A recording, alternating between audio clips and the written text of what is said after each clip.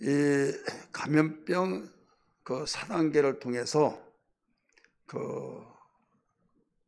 우리나라는 아주 말을 잘 들어가지고 아주 길들여진 순한 양처럼 하라 하면 하고 하지 말라면 안 하고 하다 보니까 재미를 붙인 것 같아요. 분별을 하는데 우리나라는 소망이 없어 이대로 가면. 왜? 어느 시대든지 역사를 알아야만 됩니다. 어느 시대든지 기독교를 탄압하고 기독교를 짓밟고 기독교를 완전히 피 흘리게 만들면요 소망이 없는 거예요. 그 나라는 오래가지 못합니다. 근데 거기에 또 맞서서 싸우는 힘이 있어야 하는데 싸울 힘이 없어요. 그러다 보니까 이 모든 민족, 어느 민족이든지 종교가 무너지면요 다 무너져요. 그래서 그 나라의 종교가 마지막 희망인데 종교마저도 무너지면 끝장이다. 이걸 비출 때 우리는 영의 눈을 뜨고 이 분별을 좀 해야 될 줄 믿습니다. 왜 그런가 하면 내일 일은 모르잖아 항상요. 알지 못한 가운데 잘 될 거야. 이제 이렇게 될 거야 하는데 분별의 눈을 보면요. 보여질 것이 깜깜한데 잘 될 거야. 이건 하늘의 소망을 가지지 않고는 일어날 힘이 없는 거죠. 오늘 제목은 분별하며 싸우라. 싸우자 제목입니다. 한번 따라서 합시다. 분별하며 싸우자. 이 역사는 돌고 돌고 계속 돕니다. 역사는 왜곡할 수가 없어요. 역사를 왜곡한다고 한 것은 스스로 망조의 길로 가는 것이거든요.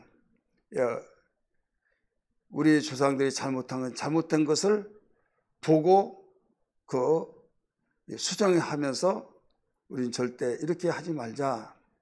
이 거울이 되어서 고칠 것 고치한데 역사를 고쳐버리면서 왜곡시킬 때는 이건 바로 잡지 않겠다고 하거든요.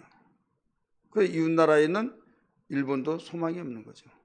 역사를 왜곡하고 우리 땅을 자기네 땅이라고 지금 누가 믿을 사람 없어요.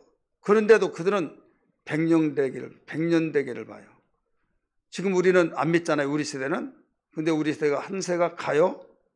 또 한 세대가 와요. 그래서 지금 이런 사실들 아는 세대가 다 죽고 새로운 이 3, 4세대가 들어오면 그들은 기록문서를 통해서 싸우는 거예요. 기록문서. 그러니까 분명히 아니라는 걸 알면서도 거기에 다케시마 날이라 해가지고 거기에 기념행사를 하고 이런 것들을 통해서 문헌이 있잖아요. 그러면 그들은 문 봐라. 거기에 이제 근거를 한 거거든요. 그러면 결국은 이제 문제가 일어나겠죠. 근데 가장 공의로우신 분이 누구냐? 하나님이시잖아요. 그래 하나님은 행한대로 심판하시거든요. 자, 오늘 우리는 신앙생활을 하면서 가장 답답한 것이 뭐냐면 신앙생활의 초점이 뭐냐 이거예요. 초점. 신앙이라고 하는 것은 신앙생활하는 대상이 있어요. 우리 기독교는 우리의 믿음의 대상이 있죠. 예수 그리스도. 할렐루야. 예수 그리스도를 믿음의 대상으로 삼고 그를 고백하면서 그분과의 관계를 맺어요. 예를 들어서 내가 하나님이고 내가 옳다고 하는 건 다 옳고 틀리다면 틀린 거예요. 맞든 틀리든 누가 뭐라고 했던 거지 하든지 간에 내가 아니라면 아니잖아요. 역사적으로 증거하고 객관적으로 증거하고 무엇을 증거하더라도 그런데 이것이 어땠어? 내가 아니라면 아니야 막 그러잖아요. 오기 오만 이런 것들을 통해서 그러면 상대가 뭐라고 그래요? 이 사람은 상대할 사람이 아니다. 답답하다. 그러면 왜 그렇게까지 말하냐? 그렇게까지 말한 것은 자기가 주인이라는 거죠. 내가 바로 왕이라는 거예요. 왕이 아닌데 왕이라고 하면 결국 그는 오래가지 못하죠. 왕은 내가 최고의 힘이 있는 자다. 그런데 자기 스스로 최고의 힘이 있는 자라고 하는데 상대하고 겨뤄보면 그냥 풀어버리면 날아갈 것이 자기가 스스로 왕이라고 하니 망한 거죠. 자, 이 세상은 두 가지 존재로 이루어져요. 하나는 가시적인 존재, 하나는 불가시적인 존재. 다시 말해서 보이는 존재의 세계와 보이지 않는 영적 세계가 있다 이거죠. 이 세상은 지금 보이는 가운데서 모든 세상의 사람들은 가시적인 것에 기준을 하고 가시적인 존재를 의존하고 의지하고 바라보고 가시적인 존재에 의해서 모두 따라가고 있다 이거죠. 근데 신앙이라고 한 것은, 우리 기독교 신앙이라고 한 것은 우리가 섬기는 하나님도 눈에 보이지 않죠. 우리가 믿는 예수님 역사적으로 오셨지만 부활 성천하셔서 보좌에 계시고 다시 심판하시러 오실 그분은 지금 보좌에 계실 때는 볼 수가 없죠. 우리 안에 계시는 성령도 보이지 않죠. 보이지 않는 존재를 보는 것 같이 확신을 가지고 믿고 있는 거예요. 세상에서 왜 우리가 힘드냐? 우린 보이지 않는 신앙의 대상을 믿고 보이지 않는 그분이 말씀하신 것을 최고의 말씀으로 알고 주장하고 그 고백에 따라서 살아가는데, 믿지 아니한 사람들은 혹은 믿는다 할지라도 제대로 믿지 못한 사람들은 가시적인 것에 치우쳐서 거기에 1순위를 놓고 생활하다 보니까 똑같이 교회 다니면서도 이게 마음이 안 맞다 이거죠. 안 통한다 이거죠. 그러다 보니까 누가 볼 때는 교회 안 나온 사람이 교회 나오면 아무게 참 부럽다, 좋다. 나는 언제 같이 우리 남편도 교회 나와서 예배 드리고 너무 부럽다고 하는데, 예, 하면서도 속에서 겸연쩍한 것이 있어요. 왜? 교회 같이 와서 예배 드리면서 오늘 목사님 설교 너무 은혜스럽죠. 뭐가 은혜스러워? 하면서 비판의 내용을 비롯해서 하나는 은혜 받았다고, 하나는 뭐가 은혜냐 하면서 싸움이 일어난다. 왜 싸움이 일어나냐? 하나는 은혜 받고 정말 하나님의 뜻대로 살려고 하는 사람은 보이지 않는 영적인 것을 알고 보이지 않는 하나님을 의지하고 바라보고 그분 중심으로 모든 걸 보거든요.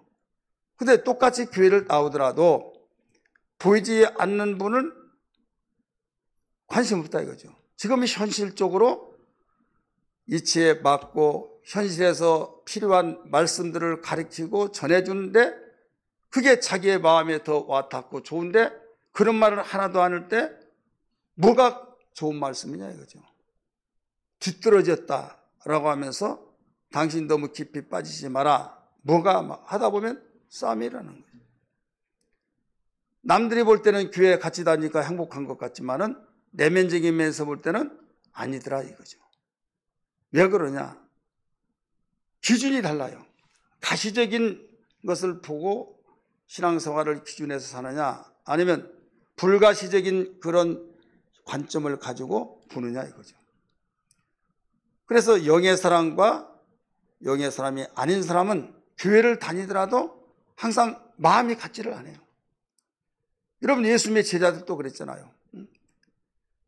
예수님을 넘겨줄 때 내가 소리 선생을 넘겨줄 테니 돈 얼마 주겠느냐? 아니, 은 30냥을 주겠다. 좋다. 그런데 이 중에 나를 팔 것이다. 선생님 누구십니까? 저는 아니죠. 근데 가룟유다는 이미 흥정을 다 끝냈어요. 나는 아니죠. 능청스럽게 말한 거예요. 왜? 오해를 안 있다 할지라도 나는 내 중심 속에서 우리 선생님 죄 없다. 그런데 나는 재정을 맡은 자로서 재정을 확보하기 위해서는 이 방법을 통해서 나중에 나를 이해할 때가 있고 잘했다고 말할 때가 있을 것이다. 예리하게 판단하고 진단하면서 확신을 가지고 나는 아니죠. 떳떳하게 말한 거예요. 그러나 자기 마음대로 됐어요? 안 됐죠. 그때 우리 선생님 무슨 정죄를 받을 만한 일이 있느냐? 이 계약 파기다 하면서 자기 마음대로 안 되니까 웅매다 죽은 거잖아요. 예수님을 따라 다닌 제자들마저도 영적인 제자들과 아닌 제자들하고 차원이 이렇게 달라진 거예요. 바울은 에베소 교회를 향해서 오늘 본문의 말씀처럼 여기에서 영적 존재를 가르쳐 주면서 우리가 싸울 대상은 육에 대한 것이 아니다, 영에 대한 것이다 하면서 우리의 실험은, 원문에 보면 우리의 싸울 대상은 말이에요 하면서 영적 존재와 싸우는 것이다, 이걸 가르쳐 준 거예요. 바울은 자기의 믿음의 아들인 디모데를 향해서도 이 선한 싸움을 싸우라 라고 이런 말씀을 많이 하죠. 선한 싸움을 싸우라. 그러면서 이 믿음의 선한 싸움, 그러니까 어떻게 보면 막 파괴시키고 도전하고 공격하고 막 이런 것처럼 느껴지는데 여기서는 보이지 않은 영적 싸움을 가리키고 있는 거거든요. 그런데 이 내용을 모르면요 완전히 붕괴시키려고 한다. 기도하는 소리도 보면 예수의 명하나님 물러가라, 박멸될지다 막 그러면 오해하죠. 그렇기 때문에 이 영적 세계를 알고 우리의 싸울 대상이 누구다 이걸 선포하면서 이해를 해야 하는데, 이해하지 못하면 오해를 낳고, 오해를 낳아서 교회 다니는 사람끼리도 결국은 이상하게 생각한다 이거죠. 오늘 무엇보다도 신앙생활이라는 것은 영적 생활이다, 이 사실을 바로 믿기 바랍니다. 영적 생활이 아니면 세상의 공동체와의 다를 바가 없다 이거죠. 왜? 세상의 사람들은 예수 믿지 않고 예수 믿지 아니한 사람들은 모든 보이는 것의 기준에서 판단하고 생각하고 기준을 가지고 나갈 때, 우리 예수 믿는 사람이 똑같이 그런 기준을 가지고 그런 관점을 가지고 생활한다면 믿는 사람과 믿지 않는 사람의 차이점이 없잖아요. 똑같잖아요. 자, 세상의 공동체는 보이는 곳에 기준을 한다. 가시적인 존재에 가치를 둔다. 그러면 우리는 믿음의 사람들은 보이지 않는 영적 세계에 가치를 둔다 이거죠. 여러분, 인간의 가치가 어디에 있어요? 인간의 가치, 존엄성, 생명이다 이렇게 말하는데, 믿는 사람들의 생명과 믿지 않은 사람들이 말하는 생명은, 말할 때 생명은 똑같은데 그들의 말하는 생명은요 목숨이에요. 목숨을 그냥 생명이라고 하는 거죠. 근데 성경에서 말하는 생명은 목숨이 아니에요. 영혼이에요. 영혼이 산다, 이걸 생명이라고 그래요. 똑같은 생명이라고 포장을 해서 생명 자체도 벌써 뜻이 다른데 여러분 얼마나 뜻이 다르겠습니까? 사람의 존엄성 뭐냐? 인간의 생명이다. 생명의 존엄성 말해서 굉장히 중요시 여긴 것 같지만은 여기에서 영혼에 두지 않기 때문에 완전히 거기에서 틀린다 이거죠. 여러분 똑같이 정치를 하고 똑같이 이 세상에 민족의 공동체들이 있어 나라가 국가가 있는데, 이 사상적인 면에서 사회주의 사상은 민주주의 사상하고 자유민주주의 사상하고 완전히 달라요.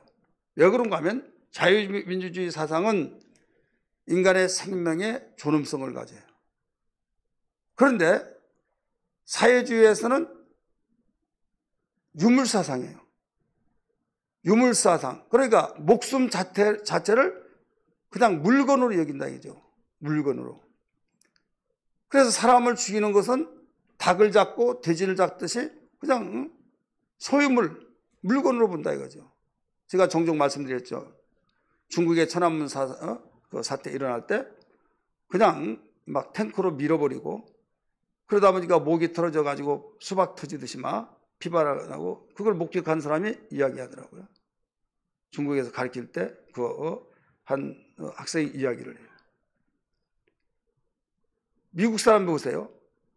자기 미국의 국민이라고 하는 신분만 있다고 한다면 어느 나라든지 그 한 사람의 생명을 귀하게 여기서 다 빼내잖아요. 끄집어내요. 그리고 우리나라는 병원에 가서 아프다 아무리 급한 치료를 받으려고 하지만은 보호자가 와서 사인을 하기 전에는 수술해야 하나요? 안 합니다. 목숨이 지금 끊어지려 하도 안 해요. 자, 좀 야비한 것 같잖아요.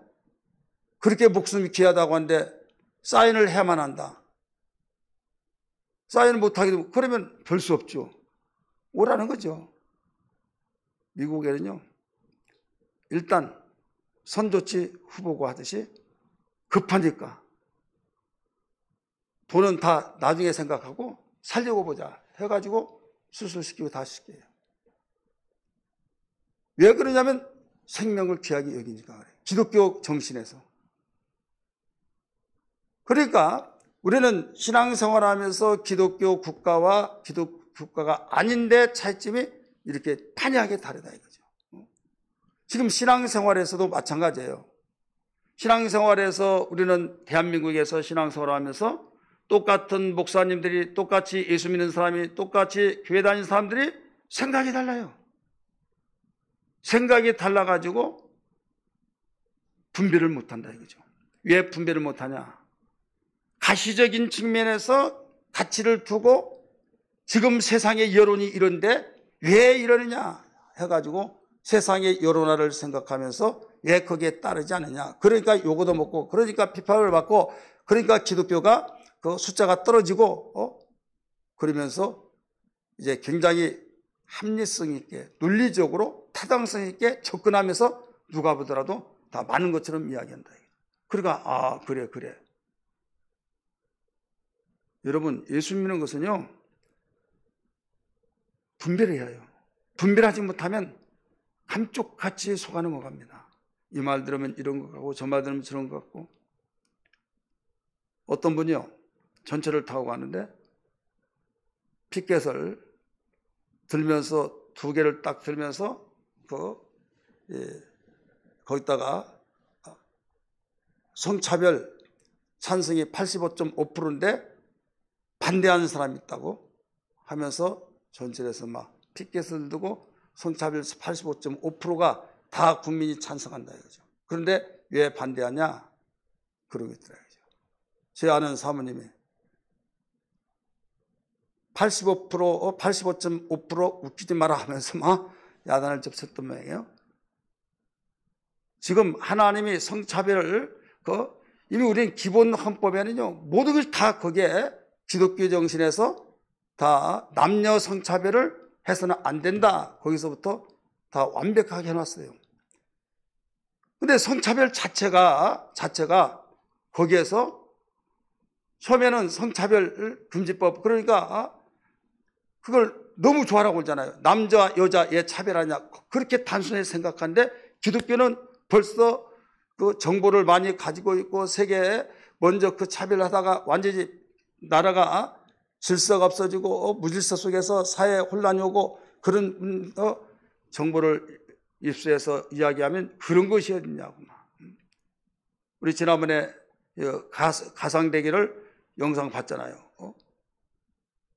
그러니까 그만큼 정보도 없고 말을 하면 믿지를 않는다 이거지. 교회 다니는 사람도 성차별하면 안 된다고 하면서 기독교 목사님들이 막 앞장서 가지고 하는 사람들이 많아요.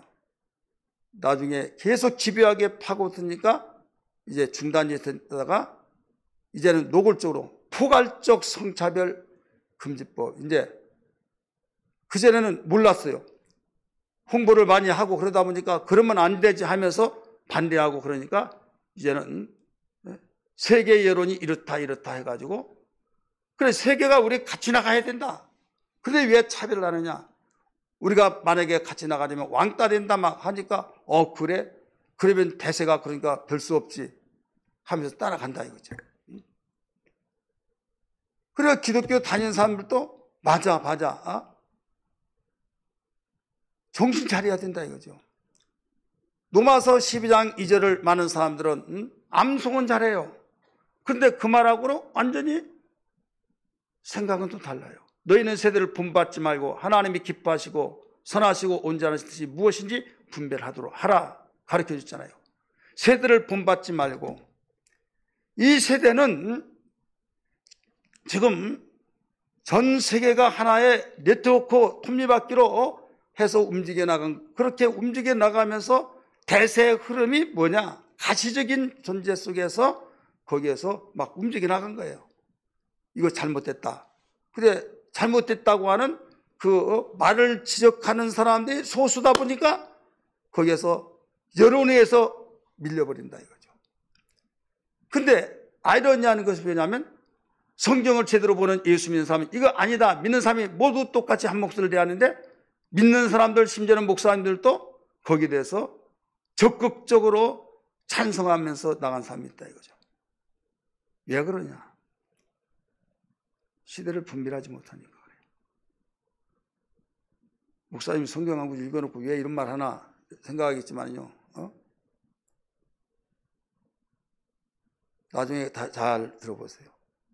분별을 못하면 내가 지금 열심히 예수 믿으면서도 결국 엉뚱한 길로 가고 있다 이거죠. 분별하지 못하다가 보니까 내가 열심히 하나님 뜻대로 사는 것 같지만은 주님을 위해서 총대를 빈 것 같지만은 마귀의 앞잡이가 되어서 교회를 파괴시키고 이런 경우들이 있다 이거죠. 지금 대통령, 정치인들 이런 사람들은요 무엇을 따라서 가느냐? 세상의 여론에 의해서 거기에서 여론의 민감한 반응 속에서 여론을 이겨낼 수가 없죠. 그러니까 그 여론을 따라서 나가는 거예요. 그러니까 청와대 청원 게시판 하면 뭐 20만 명 되면 답변을 해야 된다. 그래서 민원이 이렇게 왔다. 지금 대세가 이랬다. 그리고 통치권자의 지지도가 몇이냐. 거기에 얼마나 신경 많이 씁니까? 신경 쓰다 보면 그 신경이 거기에 따라서 가다 보니까 예를 들어서 자살해 죽으면 좋다. 그러면 다 자살해야만 됩니까? 아니잖아요. 분별을 해야 된다. 이거죠. 정치하는 사람들은 여론에 의해서 움직이는 거예요. 여론에. 그러면 성차별, 포괄적 성차별 하는 것도 지금 국제적으로 다른 나라들도 선진국도 이렇게 하는데 우리 안 하면 우리 같이 나가지 못하니까 우리도 해야 된다. 한다 이거죠. 근데 정치하는 사람들은 여론에 따라서. 근데 정치인들 뒤에 뭐가 있냐? 사상가가 있어요. 한번 따라서 합시다. 정치인 뒤에 뭐가 있다고요? 사상가. 유명한 사상가가 있어요. 사상가의 지배를 받아요. 이런 구조를 알면서 분별을 해야 하는데요. 우리는 무조건 세상이 이렇대. 지금 흐름이 이렇게 나가고 있는데 왜 우리 교회만은 왜 우리가 이렇게 해야 되냐. 그러면 우리 예수 믿는 사람은 소외당하고 이런 식으로 나간다. 자, 우리의 신앙의 대상은 누구예요? 예수잖아요. 자, 우리는 예수님을 우리가 주인으로 모셨잖아요. 주인 되시면 왕이다 이거예요. 할렐루야. 왕이에요. 그러면 정치인들 뒤에서 사상가가 있고 그 사상가에 의해서 그걸 이어서 나가고, 그런데 우리의 그 사상은 누구냐? 하나님 사상이에요. 믿으시면 아멘 하십시다. 하나님 사상, 하나님 중심. 그러니까 하나님 중심으로 볼 때에 세대가 잘못됐다. 이걸 구별해야 하는데 하나님 중심은 완전히 어디로 사라져버리고 지금 세상이 이렇다 하다가 보니까 세상 따라가다 보니까 내가 믿는 사람인지 믿지 않은 사람인지 알지를 못해가지고 중심도 없고 엉뚱하게 이상한 짓만 하고 있다 이거죠. 그리고 얼마나 답답해요. 자, 안수집사님이 기독교가 많으면 안 된다는 거죠.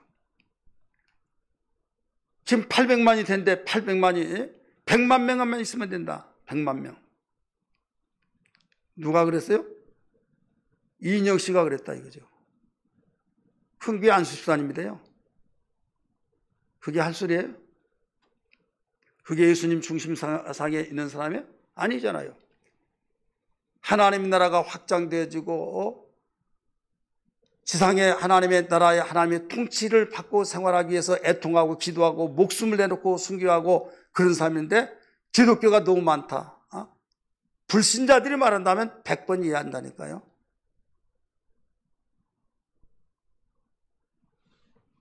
그런데 믿는다고 하는 사람들이 또 거기에 동의한 사람이 있어요. 이해가 안 되죠.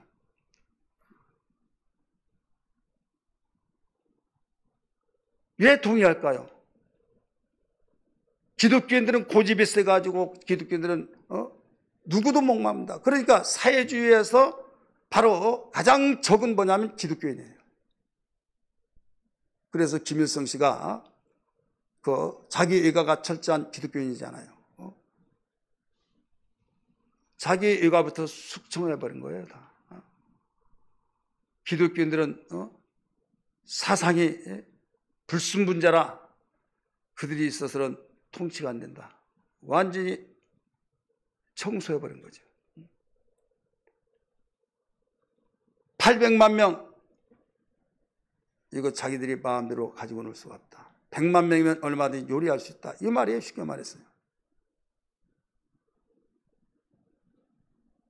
지금 우리는 기류에 서 있는 거예요. 왜 기류에 서 있느냐?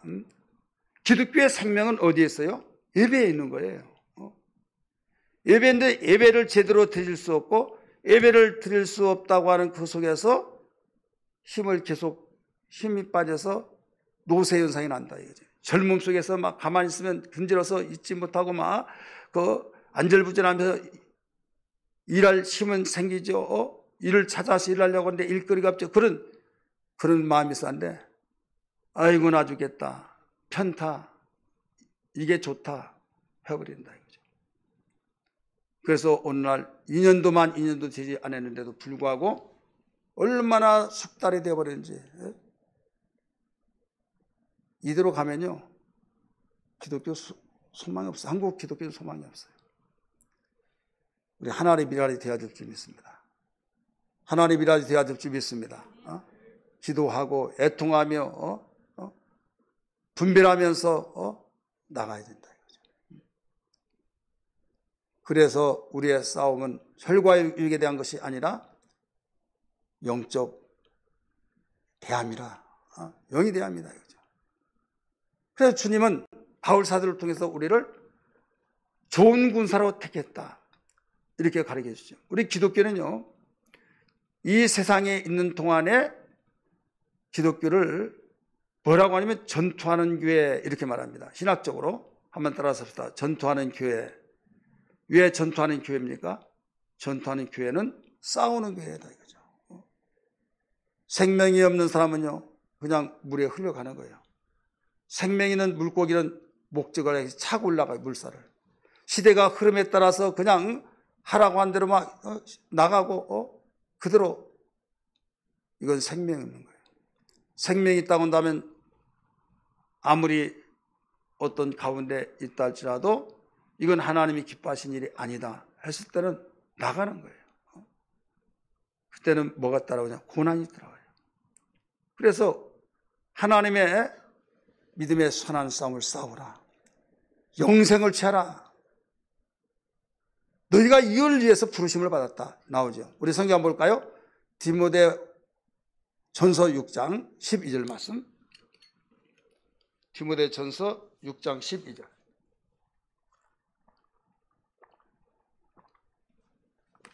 같이 읽습니다. 시작. 믿음의 선한 싸움을 싸우라. 영생을 치라. 이를 위해 네가 부르심을 받았고. 아멘. 믿음의 선한 싸움을 싸우라. 영생을 치라. 이를 위하여 뭐라고 그랬어요? 네가 부르심을 받았고 많은 증인 앞에서 선한 증언을 하였도다. 가르쳐줬죠. 디모데전서 1장 18절 또 봅니다. 1장 18절 우리 같이 읽습니다. 1장 18절 시작.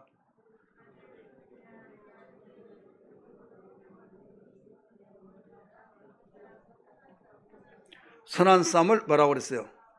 싸우며. 선한 싸움을 싸우며.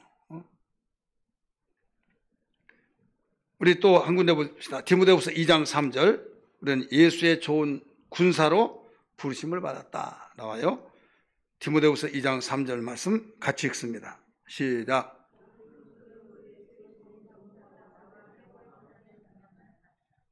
자, 뭐에 대해서 부르심을 받았다고 그랬어요? 뭐에 대해서요?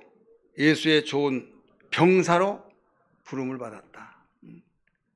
그러면 전투하는 병사로 부름 받았으면 이기든 지든지 간에 고난이 따라와요, 안 따라와요? 따라오는 거예요. 그래, 신앙에서 싸움이 없는 사람은요, 저항력이 없어요. 저항력이 없다고 한다면 견뎌내지를 못하는 거죠. 여러분, 우리의 신체적인 면에서도 건강을 돕는 바이러스가 있고 건강을 해치는 바이러스가 있을 때 서로 막 싸우는 거예요. 싸워서 건강을 위한 바이러스가 이겨낼 때 싸우는 맛이 있잖아요. 기쁨의 맛, 기쁨의 승리의 기쁨이 있어요. 그러면 처음에는 무서무서하다가 이겼을 때요, 자신감이 붙어요. 그러면 자신감이 붙은 가운데 덤벼들면, 야, 또 한번 싸우자. 이겼던 기억력이 남아서 두려움이 없는 거죠. 또 싸워 이기고, 그럼 면역성이 강해지죠. 그래서 똑같이 밥을 먹는데 어떤 이는 배탈 나고 장염이 걸고 어떤 사람은 끄떡없고, 왜? 똑같은 음식이에요. 면역력이 강해서 그래요. 우리 기독교는요, 역사적으로 볼 때 핍박의 종교라고 말합니다. 핍박의 종교 속에서 수없이 목숨을 촉에같이 버리고 신앙생활을 했을 때 이것을 이상하게 여기지 않고 하늘의 소망을 간직하면서 바라보면서 나갈 때 신앙의 절개를 지키면서 믿음의 그 산 증인들이 되어서 이 성경에 히브리서 11장의 말씀 보면 톱으로 썰고 가죽을 빗기고 돌로 치고 막 여자들이 심장이 좀 약하잖아요. 근데 여자들이 살려준다고 하는 기회도 포기하고 더 좋은 부활을 얻기 위해서 연재하는 그것을 거부하고 막 이런 일이 일어나잖아요. 왜? 신앙이란 것이 뭐냐? 영생에 대한 소망 속에서 잠시 사는 세상에서 우리는 모든 가치가 있는 것이 아니다. 영원한 세상에 우리가 있을 처소다. 이걸 일러주신 주님의 말씀을 따라서 살기 때문에 죽음을 두려워하지 않고 나가는 것이죠. 그런데 한국 기독교는요, 이 세상에서 영원무궁토록 살려고 완전히 쐐기를 받고 1m짜도 부족해요. 10m 정도 막 박아놓고 거기서 끄떡없이 거기다 말뚝에다 쇠사슬을 묶어놓고 나는 절대 여기서 풀려나가지 않겠다. 그러니까 하늘나라에 소망은 없는 거예요. 누가 위협하면 아유 잘못했습니다 미안합니다 하면서 그냥 여기서 영원봉토록 사는 걸로 생각하고 있다. 그러니 죽인 다음에 얼마나 무섭겠어요. 요거도 먹으면 얼마나 속상하겠어요. 왜 속상합니까? 내가 지금 지지 기반을 세워놓고 내가 정말로 많은 사람에게 인덕을 써야 하는데 이런 욕을 얻어먹으면 어떻게 되나 이런 생각을 하다 보니까 교회 안 다녀야 이런 수를 안 두는구나. 그러니까 헌신짝처럼 신앙을 버려버린다 이거죠. 굉장히 민감합니다. 여러분 그 민감함이 어디에 나와 있냐? 하나님에 대한 민감함이 우리 있어야 될 줄 믿습니다. 하나님에 대한 민감한 반응을 가지고 하나님이 기뻐하신 일이냐 아니냐. 그래서 로마서를 12장 2절에 이미 말씀드렸던 것은 너희는 세대를 본받지 말고 하나님이 기뻐하시고 온전하시고 하나님이 선하신 뜻이 무엇인지 분별을 하도록 하라. 그래서 하나님이 기뻐하신 것이 뭐냐를 알아야 되는데 이걸 알지 못한다 이거죠. 오늘 이 자리에 참석하시고 또 비대면에서 예배하는 우리 성도들 깨어있는 신앙 되기를 주의 이름으로 축원합니다. 신앙생활이라는 것은요, 하나님 기뻐하시고 하나님이 약속하신 걸 믿고 어떤 사상가의 지배를 받는 것이 아니라 하나님의 말씀에 의지해서 말씀의 모든 것을 인도를 받고 성령의 수를 듣고 살아가는 것이 우리의 신앙의 온전한 신앙인 걸 믿기 바랍니다. 그리고 주님이 하늘로 올라가시면서 보혜사 성령을 보내주시면서 뭐라고 했습니까? 그가 오시면 내 말을 생각나게 하고 내가 가르쳐서 그런 걸 그가 친히 가르치시고 진리 가운데 인도한다. 그분은 내 것을 가지고 일한다. 내 영광을 말하고 나타내리라. 할렐루야. 믿으시면 아멘 하시기 바랍니다. 그래서 성령이 오셔서도 주님이 하신 말씀을 생각나게 하고 가르치시고 진리 가운데 인도하시고 주님의 것 가지고 일하시고 주님의 영광을 나타내시고 주님의 것 가지고 하니 오직 주님이 원하신 일만을 위해서 인도하시는 성령의 역사하심. 그래서 술 취하지 말라 이런 방탕한 것이니 오직 성령의 충만을 받으라 라고 말씀하신 것은 성령은 주님의 길을 가게 만드신다 이거죠.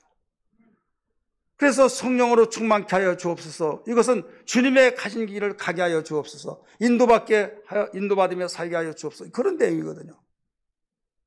그래서 성령의 음성을 듣기를 원치 않고 성령의 소리를 듣기를 원치 않고 그저 내 마음도 내 뜻도 살면서 내 생각에 맞으면 좋고 내 생각 틀리면 때려치워버리고 이놈의 교회 저놈의 교회 하면서 교회 때문에 시험 들고 내 생각에 맞지 않으니까 교회 다니면서 시험 든다 이거죠.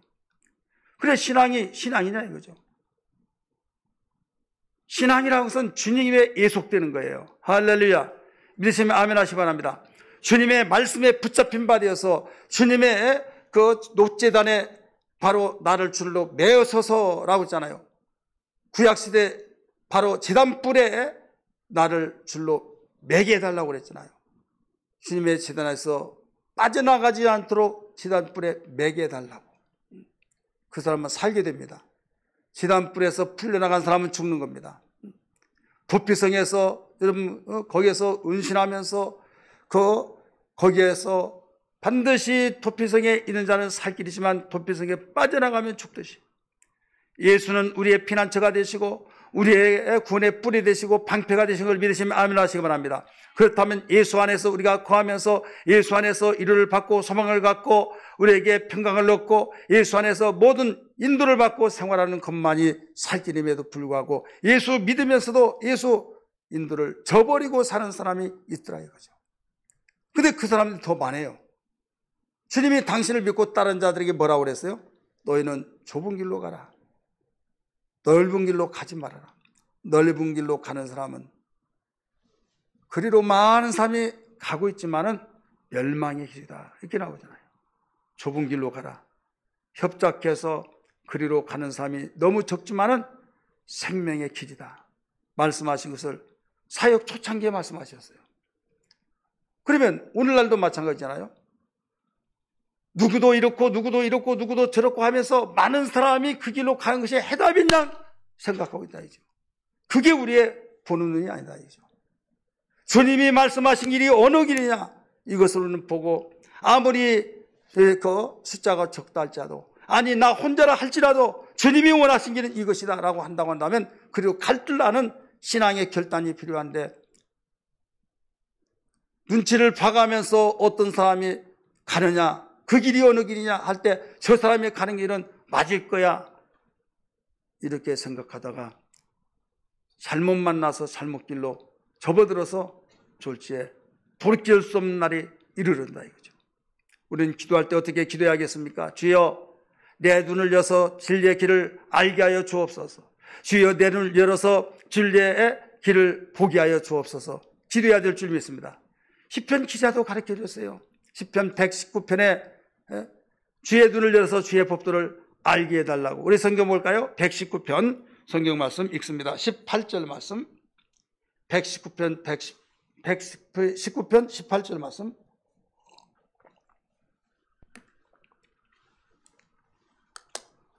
읽으세요. 시작.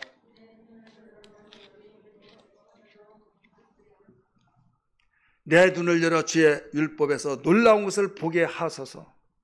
내 눈을 열어서 똑같은 눈을 가지고 있는데 믿음의 눈이 진리의 눈이 열리지 않고는요 주님이 가신 그 길을 볼 수가 없어요. 그러다 보니까 똑같은 눈을 가졌는데도 불구하고 믿음의 눈은 별개거든요.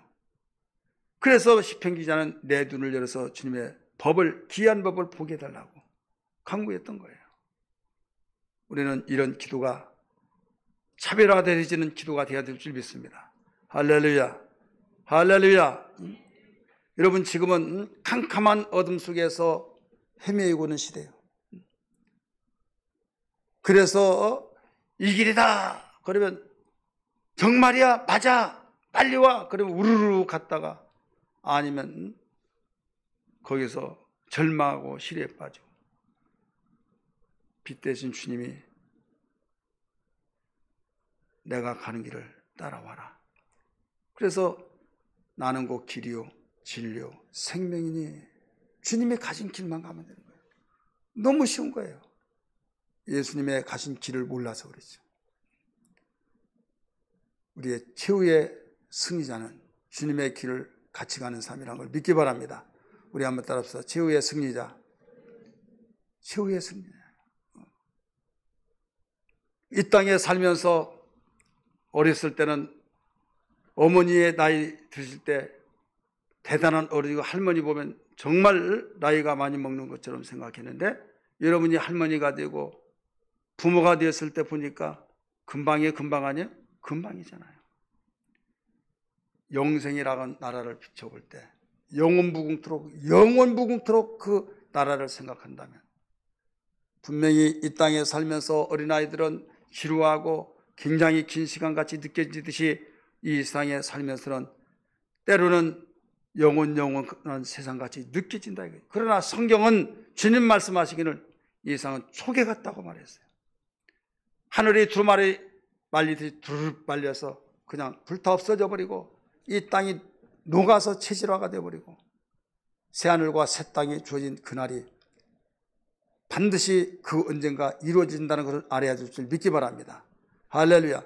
이 소망이 끊어지고 이 소망이 없다고 한다면 진정한 기독교인이 될 수가 없는 거예요. 이 소망이 없다면 우리는 인내할 수도 없어요. 이 소망이 없다고 한다면 우리에게는 이 땅의 지상낙원을 이루려고 할 것입니다. 믿음으로 살려고 하는 사람이 가장 불쌍하고 왜 똑같이 나도 예수 믿지만은 저런가 모르겠다고 하면서 예수 열심히 믿으려고 하는 사람을 비아냥거리고 잘못됐다고 하고 자기는 대단한 지혜로운 신앙생활을 하고 있는 것처럼 생각하는 사람들이 많다 이거죠.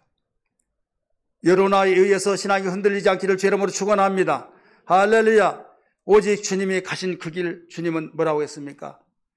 설교하고 가버나움 해당에서 설교했을 때 많은 사람이 낙엽 떨어지듯이 우수수 떨어지면서 다 되돌아가 버리고 설교를 다 듣지 못하고 떠나갈 때 너희들도 가려느냐 12제자에게 말했어요.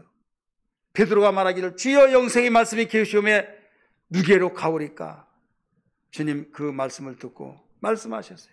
너희가 다 간다 할지라도 나 혼자 있었지만은 나는 외롭지 않다. 아버지께서 나와 항상 함께 계시기 때문에 나는 외롭지 않다. 이게 뭐냐면 12제자 너희들도 가려면 가라 이거예요.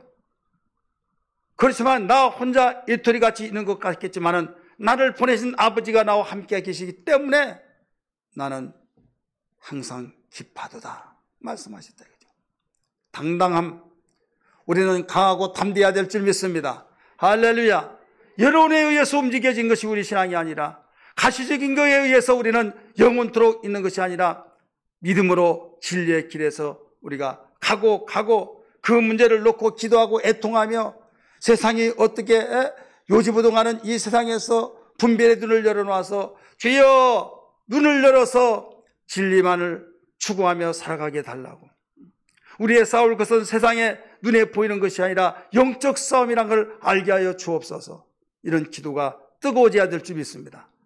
이 믿음의 선한 싸움을 잘하는 사람은 영원히 후회가 없을 것이나 믿음의 싸움을 저버리고 그냥 이 현실만을 위해서 싸우다 보면 부와 영화를 누려서 때로는 정말 편안함을 누린다 할지라도 주님 앞에 설 때는 여러분 초라할 수밖에 없고 정말 돌이킬 수 없는 그날이 올 때는 어떻게 하겠느냐.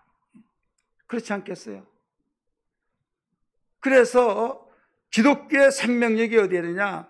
진리에 있지만은 소망이 있는 거예요. 재림에 대한 소망, 하나님 나라를 바라보는 소망. 오직 우리는 그의 나라와 그의 일을 이루고 하나님이 나와 함께 하신 것이 가장 큰 축복이라고 하는 그 사실, 시편 기자가 고백했던 것처럼 하나님을 가까이 함이 내게 복이라고 했던 것처럼 이런 고백들이 우리의 마음속에서 확신 있게 우리 마음에 밀려온다고 한다면 우리는 요동치지 않을 것입니다. 모든 세상의 것은 있다가도 있고 없다가도 있고 그래서 많은 것이 있으면 편리한 건 있지만 절대 그것이 우리에게 행복의 주요 요인은 아니다 하는 걸 알아야 될 줄 믿습니다. 편리한 건 있다 이거죠. 돈이 있으면 택시 타고 가고 더 좋은 차를 타고 가고 하지만 돈이 없으면 걸어가고 얼마나 불편하겠습니까? 발바닥이 불이 나면서 신발이 얇아지면서 힘든 것은 있지만은 그것이 진정한 행복이 될 수는 없다 이거죠. 진정한 행복은 행복의 주인 되신 주님이 함께 하실 때 있는 것을 믿으시길 바랍니다.